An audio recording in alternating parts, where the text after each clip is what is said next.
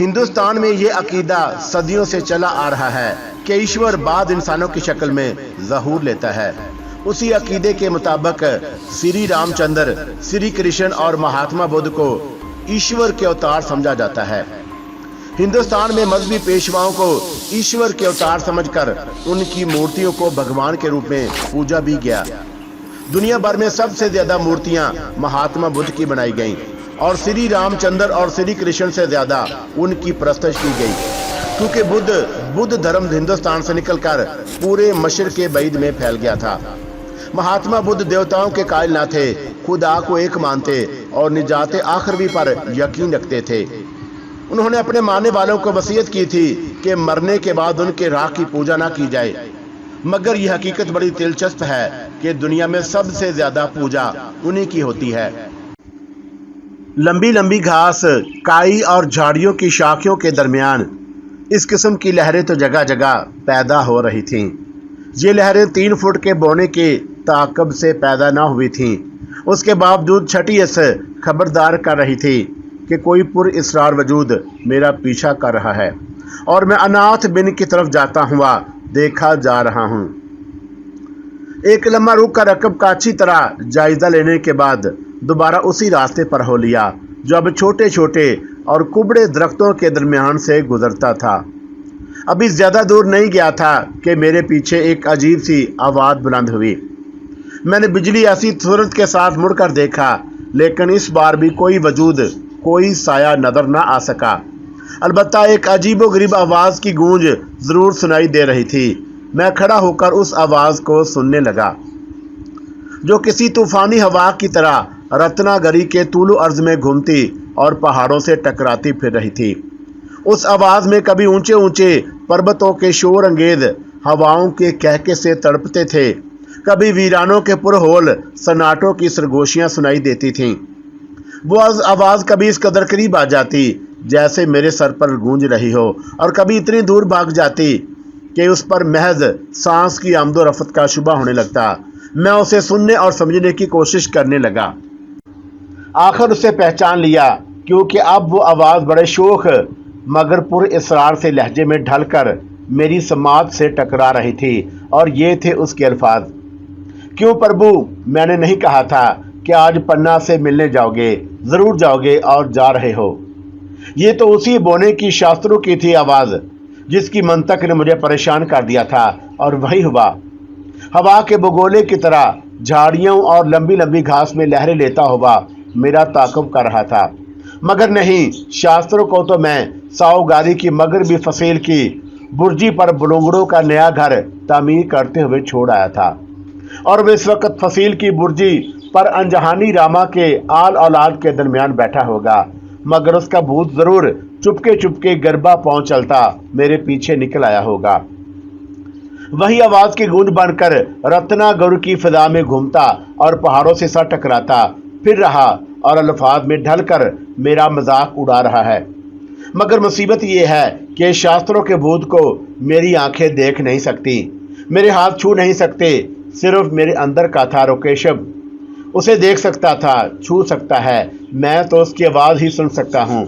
بہت اچھا، شاستروں کے بھوت کو پیچھا کرنے دو، مذاق اڑانے دو، دیکھتا ہوں کہ وہ میرا کیا بگاڑتا ہے۔ یہ سوچ کر میں پھر آگے بڑھا اور اپنی رفتار پہلے سے تیز کر دی، مگر اب میں محسوس کر رہا تھا کہ وہ بونا بھوت بھی اچھلتا پھدکتا میرے پیچھے بھاگ رہا ہے۔ اگر میں اسے دیکھ سکتا تو اس کی اچھل کود کا نظارہ ضرور کرتا، مگر میں تو اسی کے بارے میں صرف محسوس کر سکتا تھا۔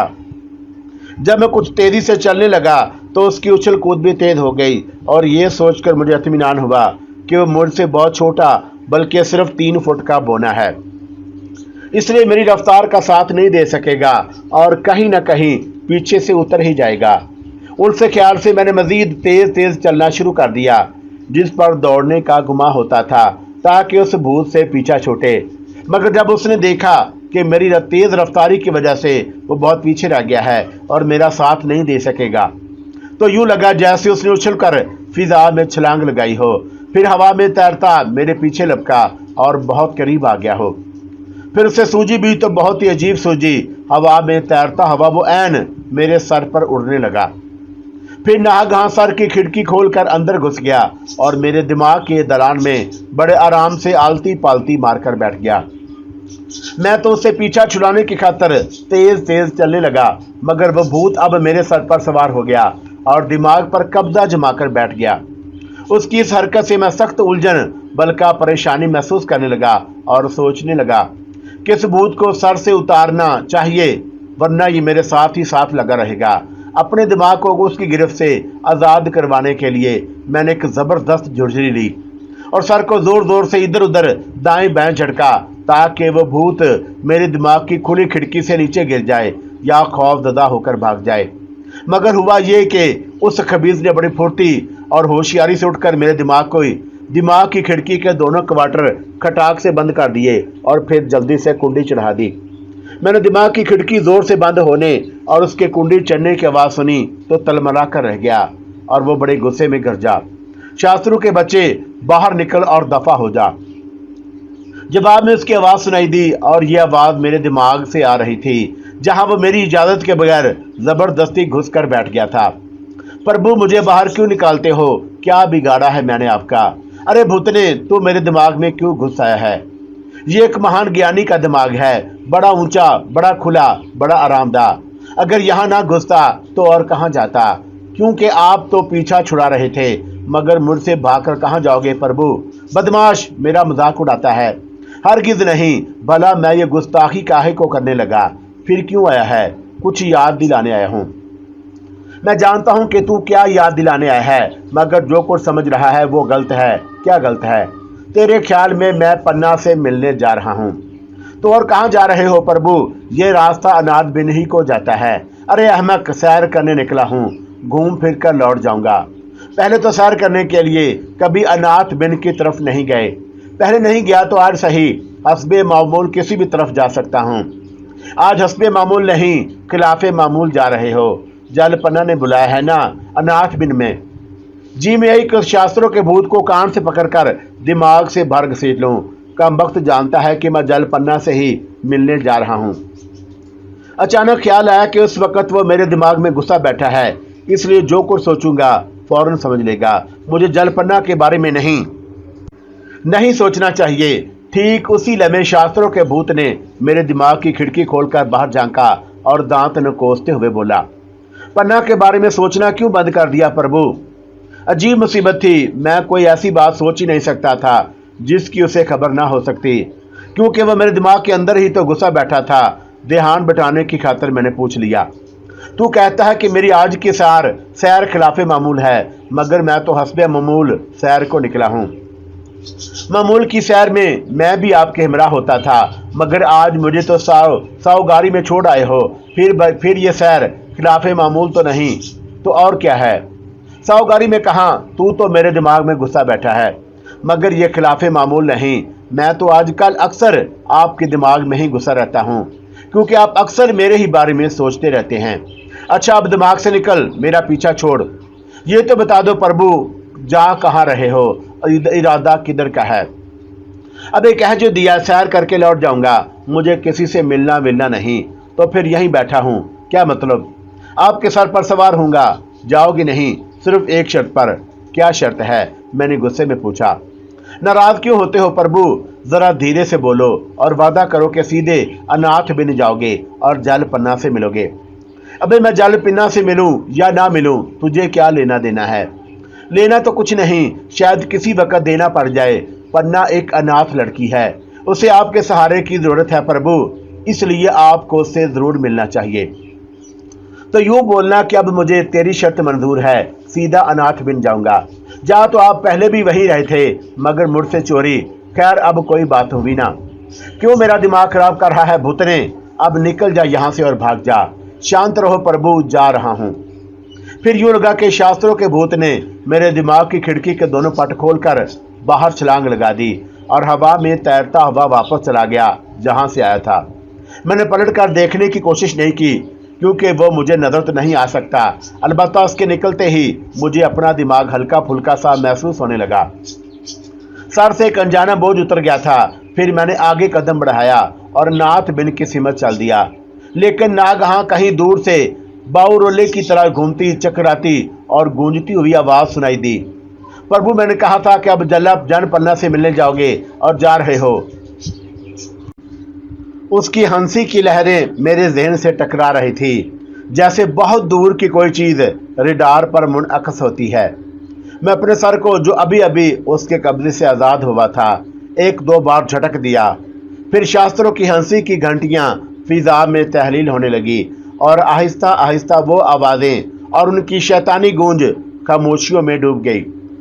मगर रत्नागिरी के कुबड़े दरख्तों के दरमियान मुड़ी तेरी पगडंडी पर चलते हुए मैं सोच रहा था कि आखिर मुझे क्या हो गया है।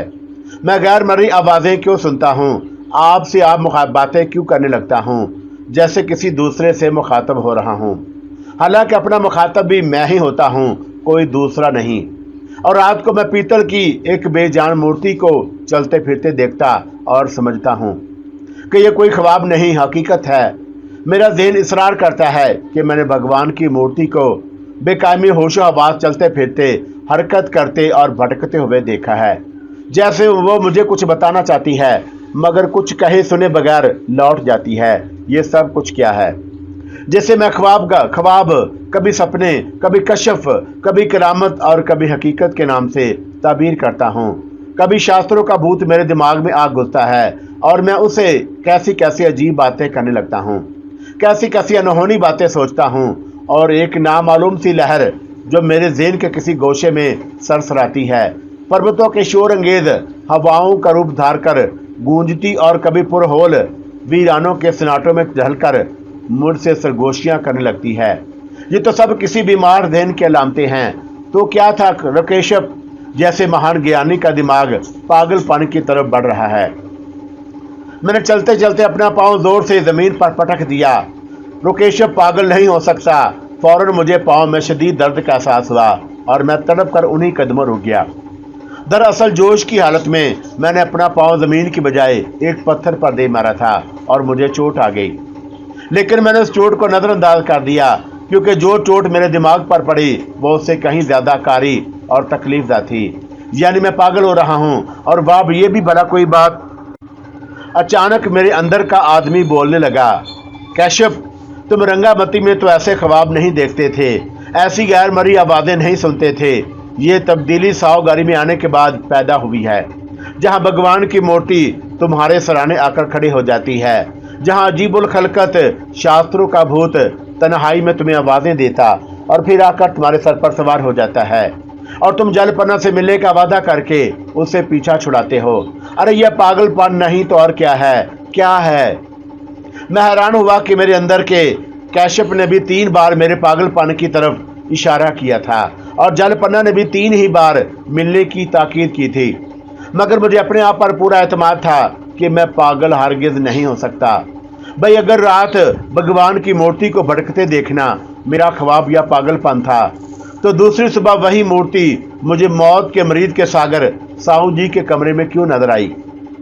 उस ताबूतनुमा कमरे में पीतल के भगवान की मौजूदगी तो कोई ख्वाब, कोई सपना या सहर नहीं था। मैं वो मूर्ति जागती आंखों से देख रहा था और कमरे में खड़े स्वरूप साहू जी, पुरोहित गंजाल और शंकर की आवाज़ें सुन रहा था। फिर मैंने उस अजल बदोश बूढ़े सागर साहू जी को दवा पिलाने के सिलसिले में मदद की थी। क्या उन तमाम शबाहत के बावजूद मैं अपने आप को पागल समझूं? नहीं, ये तमाम चीज़ें साबित करती हैं कि कैशप पागल हरगिज नहीं। मेरा ज़हन इन्हीं ख्यालात के ताने बाने में उलझा हुआ था। आखिर मैंने यही नतीजा अखज़ किया कि सावगारी के हालात ही पुरअसरार हैं और भगवान के सुंदर नर्तकी जलपन्ना का बुलावा कोई सपना नहीं। ना जाने उसने मुझे क्यों बुलाया है, कौन से राज का इंकशाफ करना चाहती है, और मैं इनकार के बावजूद उससे मिलने जा रहा हूँ। शास्त्रों का भूत मेरे वहम की तख्लीक था या कुछ और? मैं ख्वाम खा अपनी जहनी हालत पर बिगड़ता रहा। दरअसल वो एक अजीब सी कैफियत थी जिससे मैं 2-4 हुआ और आदमी पर बाद औकात इस किस्म की कई कैफियतें गुजर जाती हैं। मैंने शास्त्रों के भूत या अपने वहम से समझौता कर लिया था कि जलपन्ना से ज़रूर मिलूंगा और एक मुड़े तुड़े रास्ते पर नाथ बिन की तरफ चला जा रहा था। हो सकता है कि आप बीती के सुनने वाले मुझे अगर पागल नहीं तो वहमी आदमी समझे, क्योंकि भगवान बुद्ध की मूर्ति और शास्त्रों के बोध के बारे में जो कुछ बयान कर चुका हूँ, उसे सुनने के बाद लोग इस गलत फहमी में मुब्तला हो सकते हैं कि मेरे दिमाग का कोई पुर्जा ज़रूर ढीला है और मैं अनहोनी बातें सोचना या फिर परेशान ख्याल का मरीज़ हूँ। मगर क़ारीन को इस बात पर इत्मीनान करना चाहिए कि मैं सही दिमाग तालीम याफ्ता आदमी हूँ और तोहिमात पर यकीन नहीं रखता। ये भी जानता हूँ कि अक्सर दिमागी मरीज़ या पागल अपने आप को सही दिमाग ही समझते हैं, लेकिन यह अजीबोगरीब आप बीती जो मैं बयान कर रहा हूँ इस सच्चाई का सबूत पेश करेगी कि मैंने किसी हालत में अपने जहन और ख्यालात को फहम और शऊर की गिरफ्त से निकलने नहीं दिया। मुझ पर बाद ऐसी अज़तरारी और हैजानी कफ़ीतें भी गुजरी कि खुद को पागल समझने लगा। फिर भी हर मौका पर इल्म और शऊर ने मेरी रहनुमाई की और मैं साहूगारी के पशीदा और नाकाबिल यकीन हालात समझने की कोशिश करता रहा। उनमें जलपना का मामला भी एक राज सरबस्ता बना हुआ था। वो नाज भक्ति के लिए साहूगारी में आई थी या लाई गई थी और पहली मुलाकात में मुझे सूरत आशना भी लगी, लेकिन हजार कोशिश के बावजूद मेरी याददाश्त मादी का कोई वर्क उलट कर शनासाई की किसी पुरानी याद को ताज़ा न कर सकी। अब मैं सोचने लगा था कि सूरत आशनाई मेरा वहम है। मुमकिन है कि मैंने पन्ना जैसी कोई दूसरी लड़की देखी हो। ये बात भी कितनी दिलचस्प थी कि बोना शास्त्रु मेरे और पन्ना के मेल जोल का जरिया बना और एक दिन उसी ने मिलना जुलना कम करने की ताकीद कर दी, क्योंकि बकौल उसके पुरोहित गंजाल को शुबा हो गया था कि शायद पन्ना मुझसे प्रेम करने लगी है। फिर ये मामला भी बड़ा अजीब था। जब इसी एहतियात की खातिर मैंने जंगल की तन्हाई में जल पन्ना की मुलाकात से इनकार कर दिया तो उसने मुंह बसोर दिया। ये सारे वाक़यात हैरत अंगेज भी थे और मुझ जैसे आदमी के लिए जो गारबन अल्फ लैला के अबू हसन की तरह सोते जागते कोई ख्वाब देख रहा था, परेशान कुन भी। मैंने चलते फिरते इन सब बातों पर गौर किया और नागहा इधर उधर नजर दौड़ाई तो क्या देखता हूँ, वो मुड़ा तुड़ा रास्ता जिस पर सफर शुरू किया था कहीं पीछे रह गया है और मैं उसे छोड़कर नाग के सीध चला जा रहा हूँ। यह एहसास भी मेरे कॉन्शियंस ने दिलाया था कि आगे कोई चीज हायल है। अब जो देखा तो सामने एक बुलंद टेला ऊंट के कोहान की मानद मेरी राह रोके खड़ा था। ये पहाड़ी टीला दूर तक चला गया था। उसकी खतरनाक तिरछी ढलान पर झाड़ियां फैली थी और उनके दरमियान कहीं कहीं कुबड़े दरख्त जैसे गर्दन निचोड़े खड़े थे। मैं अपने ख्यालों में गुम रास्ता भटक कर इधर आ गया था। अब इसके सिवा कोई चारा न था कि टाला अबूर करके दूसरी तरफ पहुंच जाऊं। चुनाचा बाएं जन्म से तिरछी ढलान चढ़ने लगा। जहन में सोचो विचार की तमाम खिड़कियां बंद कर दी, क्योंकि ढलान कहीं ऊंची कहीं नीची थी। अगर बेध्यानी में पाँव गलत जगह पड़ जाता तो नीचे लड़क जाता। ढलान पार करके मैं टेले के उस हाशिए पर पहुंच गया जो एक सफ़ेद लकीर या गोड की शक्ल में ऊपर जाता था और उस लकीर पर घूमता हुआ आगे बढ़ा। जिंदगी में आदमी को मुश्किलात के कई पहाड़ अबूर करने पड़ते हैं जो इस टेले से कहीं ज़्यादा दुश्वार गुजार होते हैं। मैं इन मुश्किलात का आदी हूँ, लिहाजा टेले की बुलंदी तक पहुँचने में कोई ख़ास मुश्किल पेश न आई। मगर बुलंदी पर पहुँचकर इंकशाफ हुआ कि ये टेला नहीं बल्कि शिमाली पर्वत का सिलसिला है जो ऊंची नीची पहाड़ियों के जरिए उस बुलंद पहाड़ तक चला गया था, जिसकी तराई में अनाथ बिन का घना और सुंदर जंगल फैला था। और अब नाथ बिन तक पहुंचने के लिए मुझे इन्हीं पहाड़ियों के साथ आगे बढ़ना था। जहन में जनपन्ना से मिलने और उसकी ज़रूरी बात सुनने की लगन इतनी शदीद थी कि पहाड़ी एच पीच और इन मुश्किलों की परवाह किए बगैर चल पड़ा जो कोहस्तानी रास्तों में अमूमन पेश आती हैं। फिर यहाँ तो कोई रास्ता था ही नहीं, बस मुझे पहाड़ी नशीबो फराज के साथ साथ आगे बढ़ना था। पहाड़ों के टेढ़े तिरछे हाशिए पर चलता अभी थोड़ी दूर गया था कि अचानक जल तरंग की आवाज़ ने चौंका दिया। सोचा कहीं जलपन्ना ही ने तो मेरी रहनुमाई के लिए साज नहीं छेड़ दिया। आगे देखा तो दाएं जनब 8-10 फुट की बुलंदी से पानी की एक धार पत्थरों से टकराती और जल तरंग पैदा करती किसी खाई में गिर रही थी। ये खाई कहीं 6-7 फुट कहीं 3-4 फुट चौड़ी और काफ़ी गहरी थी। पानी उसके अंदर ही अंदर बहता हुआ न जाने किधर गायब हो गया था। मैं एक तंग जगह से खाई अबूर करके फिर आगे बढ़ा। इस पहाड़ी सिलसिले पर कहीं कहीं दरख्त भी थे, मगर सरसब्ज झाड़ियों से ढकी तिरछी ढलान एक ऐसा हसीन मंजर पेश करती थी। थोड़ी दूर चलने के बाद हमवार जगह नजर आई जिस पर सफर आसान हो गया, लेकिन यहाँ एक और गहरी खाई देखकर ठठक गया, जिसके किनारों पर किकरबंदे की झाड़ियां अपनी लंबी लंबी बाहें फैलाए झूल रही थी। खाई में झांक कर देखा तो पानी की लकीर हल्की आवाज में बह रही थी। दरअसल ये वही चश्मा था जो 2-2.5 फरलांग पीछे ऐसी ही एक खाई में गायब होकर पहाड़ के अंदर ही अंदर बहता हुआ यहाँ आ निकला था। ये इंकशाफ बड़ा अजीब था कि इन पहाड़ों का सीना कहीं से खोखला है, जिसके अंदर पानी का चश्मा बहता है। मैं ये खाई भी अबूर करके एक ऐसी घाटी पर चढ़ने लगा जो कछुए की खोपड़ी की तरह गोल थी। उस चढ़ाई पर मैं पहले टेलों की बरकत ज्यादा ऐच पीच नहीं थी। चंद ही लम्हों के बाद मैं घाटी की खोपड़ी पर खड़ा था। बुलंदी पर पहुंचकर देखा तो चंद फरलांग के फासले पर सामने शिमाली पर्वत का बुलंद सिलसिला नजर आया, जिसकी तराई में घना और खूबसूरत जंगल हद निगाह तक फैला था। ये रत्नागिरी का सबसे सुंदर पहाड़ और मज़ाहर कुदरत का सबसे अजीबो दिलकश नमूना था। उसकी बर्फपोश चोटियां आसमान से बातें कर रही थीं, जिनका सिलसिला शिमाल की तिब्बत की पहाड़ियों से जा मिलता और शुरकन गर्बन कांगटू से लद्दाख तक फैला था। इस अजीम सिलसिला का कोई अंत ही ना था।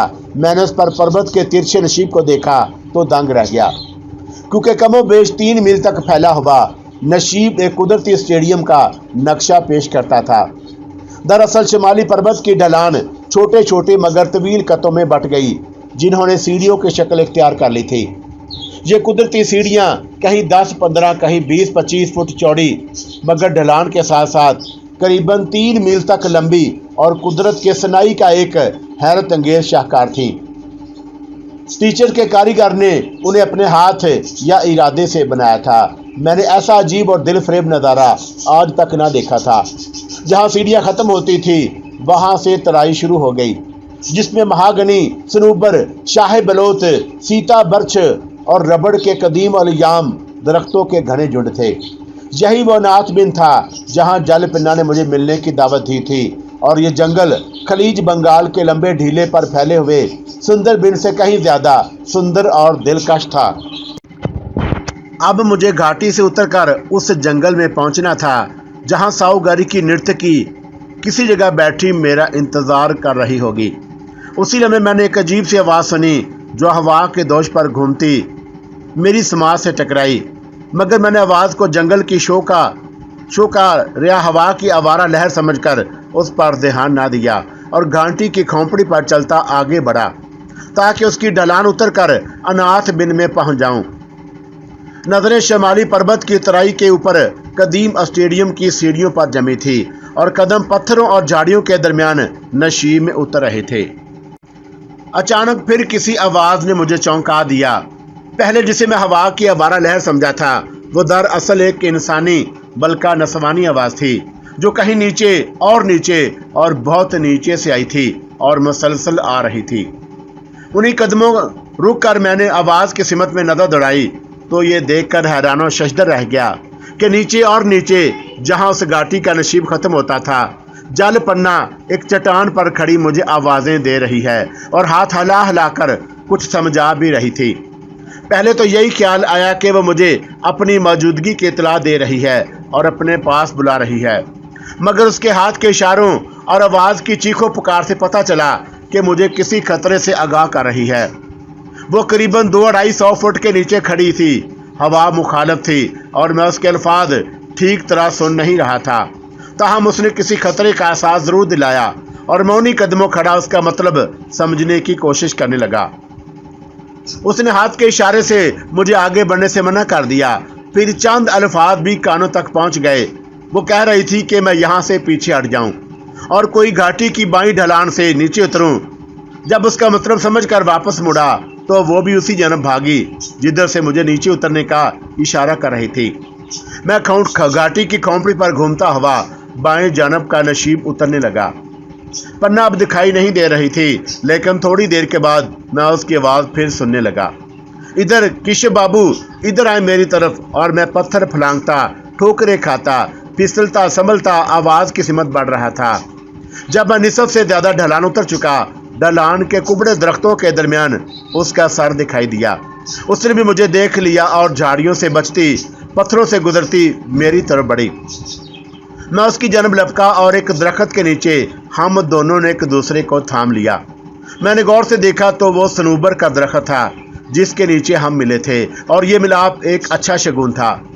कहीं पढ़ा था कि जो प्रेमी सनूबरों की छांव में मिलते हैं उनकी मोहब्बत परवान चढ़ती है। जी चाहा कि जलपन्ना को, जो घबराहट और परेशानी की हालत में ज्यादा सुंदर लग रही थी, अपनी बाहों में समेट लूं, मगर पन्ना ने इसका मौका ही नहीं दिया और बताने लगी, कशीब बाबू, जिस तरफ से आप नीचे उतर रहे थे उधर एक बहुत बड़ा खड्ड है जिसमें एक चकोतरा सांप रहता है। खड्ड ऊपर से दिखाई नहीं देता। अगर आप चंद कदम और आगे बढ़ते तो उसमें गिर गए होते। उसकी आवाज में अभी तक घबराहट और चेहरे पर परेशानी की लहर थी, और ये लहर मेरे मन को प्यार का संदेश दे रही थी। गालबन वो भांप गई कि मैंने उसकी बात पर तवज्जो नहीं दी और मामले की नोयत को समझने की बजाय किसी दूसरे ख्याल में खो गया हूँ। वो अचानक हाथ पकड़कर मुझे नशीब की तरफ घसीटने लगी। मैं हैरान रह गया और उसकी चाल में हरनी का सा तरारा था। वो पत्थरों को फलांगती, झाड़ियों के दरमियान से बेखौफ गुजरती, कावे काटती और मुझे संभालती ढलान पर भागती चली गई।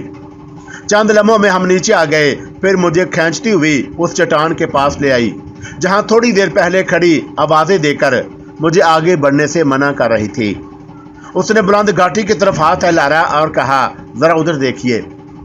मैंने उसके हाथ की सीध में देखा तो पहली बार मामले की संगीनी का एहसास हुआ और पता चला कि मरते मरते बचा हूँ। घाटी से उतरते हुए जहां मैं जलपन्ना की आवाज सुनकर रुक गया था, वो जगह कगर की तरह आगे बढ़ी हुई थी जिसके नीचे 30-35 फुट का बेहानक खला था, और उस खला के नीचे एक बहुत ही खौफनाक खड्ड किसी इफरत की मानद अपने जबड़े खोले लेटा था। ऊपर से खाली नजर आता था, ना खड्ड, क्योंकि कक्कर के सरे को झाड़ियों की लंबी लंबी शाखों ने ढांप रखा था। अगर मैं 6-7 कदम और आगे बढ़ा होता तो खला में लड़कता सीधा खड्ड में गिरता, मगर यह खुशकिस्मती थी कि जलपन्ना ने मुझे रोक लिया और आगे बढ़ने से रोक दिया। मैंने तसव्वुर में अपनी उस हालत का अंदाजा लगाया तो बदन पर कपकपी सी दौड़ गई। ठीक उस वक्त जब मैं खड्ड को देख रहा था, एक बहुत बड़ा सांप उसके दहाने पर रेंगता हुआ नजर आया, जिसने शायद हमें देख लिया था, क्योंकि हमारी तरफ मुंह करके उसने अपना चौड़ा फन उठाया और झूमने लगा। मेरे नब्जों में ठंडी लहर गुजरने लगी।